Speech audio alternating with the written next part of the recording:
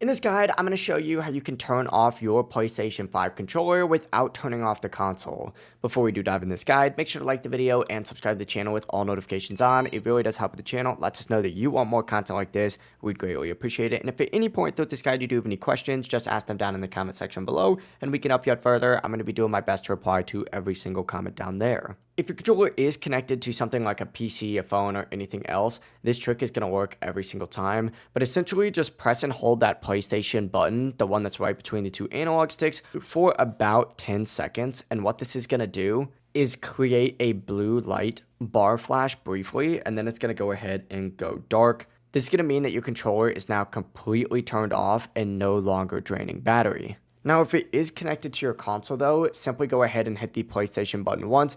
Scroll all the way over to the controller button right here, select this, and then select your controller and just simply hit turn off, and you'll be good to go. It's super quick, super easy, and if this guide did help you out, make sure to like the video and subscribe to the channel with all notifications on. It really does help with the channel. It lets us know that you want more content like this. We'd greatly appreciate it. If you have any questions, ask them down below. Have a great rest of your day.